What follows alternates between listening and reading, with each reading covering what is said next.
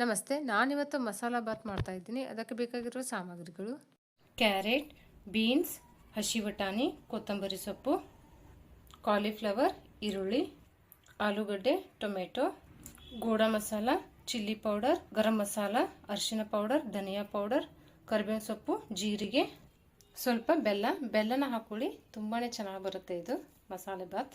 ರುಚಿಗೆ ತಕ್ಕಷ್ಟು ಒಂದು ಗ್ಲಾಸ್ ಅಕ್ಕಿನ ತಗೋತಾ ಇದ್ದೀನಿ. ಇದನ್ನು ನಾನು ತೊಳೆದು ಇಟ್ಕೋತೀನಿ.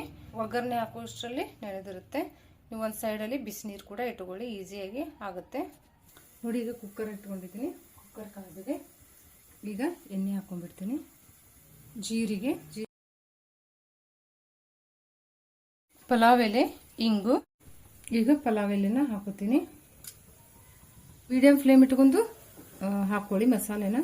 ಕರಿಬೇವಿನ ಸೊಪ್ಪು. ಈಗ ವೆಜಿಟೇಬಲ್ಗಳನ್ನ ಹಾಕೊಂಡಿರೋಣ. ಈರುಳ್ಳಿ, ಕ್ಯಾರೆಟ್,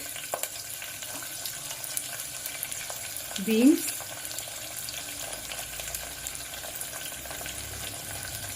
ಕಾಲಿಫ್ಲವರ್,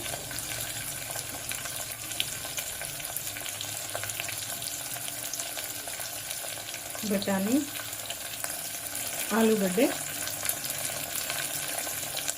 ಶುಂಠಿ ಬೆಳ್ಳುಳ್ಳಿ ಪೇಸ್ಟನ್ನು ಹಾಕೋಬೇಕು. ಹಾಕೊಂಡು ಚೆನ್ನಾಗಿ ಮಿಕ್ಸ್ ಮಾಡ್ಕೊಳ್ಳಿ.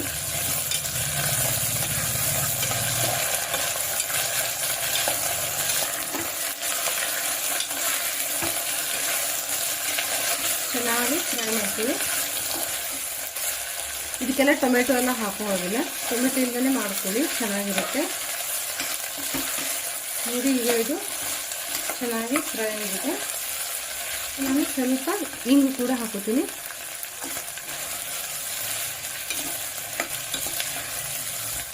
ಈಗ ಇದು ಎಲ್ಲ ಫ್ರೈ ಆಗಿದೆ. ಈಗ ಮಸಾಲೆಗಳನ್ನ ಹಾಕೊಂಡ್ಬಿಡ್ತೀನಿ. ಮೊದಲಿಗೆ ನಾನಿಲ್ಲಿ ಅರಿಶಿನ ಪೌಡರ್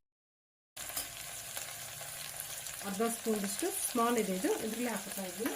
ಆಮೇಲೆ ಧನಿಯಾ ಪೌಡರ್, ಚಿಲ್ಲಿ ಪೌಡರ್.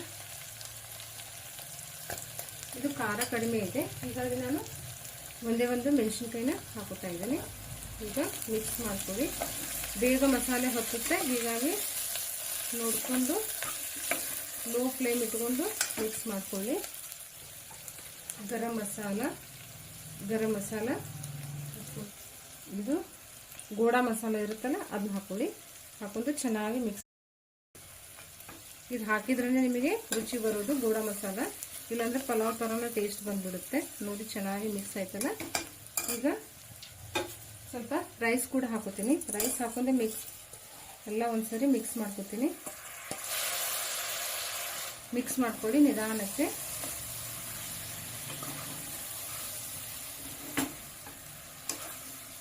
ಬಿಸಿ ನೀರಿರುತ್ತಲ್ಲ, ನಾನು 1 ಗ್ಲಾಸ್ ಹಾಕೊಂಡಿದ್ದೀನಿ. ಇದಕ್ಕೆ 2.5 ಗ್ಲಾಸ್ದಷ್ಟು ಬಿಸಿ ನೀರನ್ನು ಹಾಕೋತಾ ಇದ್ದೀನಿ.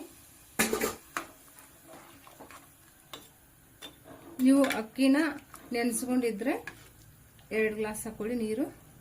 ನಾನು ನೆನೆಸಿಲ್ಲ, ಜಸ್ಟ್ ತೊಳೆದು ಇಟ್ಕೊಂಡಿದ್ದೀನಿ.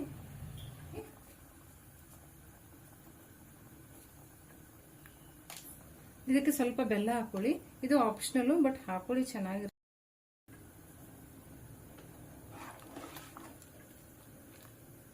ಇಲ್ಲ ಕೊತ್ತಂಬರಿ ಸೊಪ್ಪನ್ನ ಹಾಕೊಂಡ್ಬಿಡ್ತೀನಿ.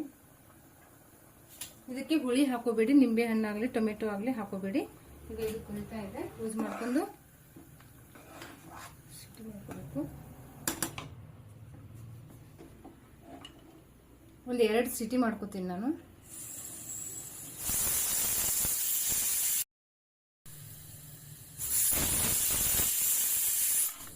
ಈಗ 2 ಸಿಟಿ ಆಗಿದೆ. ಸ್ಟವ್ ಬಂದ್ ಮಾಡ್ಕೊ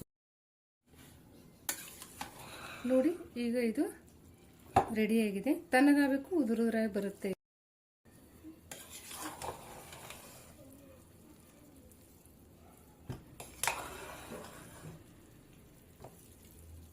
ಸ್ವಲ್ಪ ತಣ್ಣಗಾಗಲಿ, ಬಿಸಿ ಇದೆ ಇದು ನೋಡಿ. ಈಗ ಮಸಾಲ ಬಾತ್ ರೆಡಿಯಾಗಿದೆ. ತುಂಬಾ ಚೆನ್ನಾಗಿರುತ್ತೆ, ಟ್ರೈ ಮಾಡಿ. ಇದನ್ನು ನೀವು ಈರುಳ್ಳಿ ರೈತ ಜೊತೆ ತಿನ್ನಿ, ತುಂಬಾ ಚೆನ್ನಾಗಿರುತ್ತೆ. ಒಂದ್ಸರಿ ಟ್ರೈ ಮಾಡಿ ನೋಡಿ.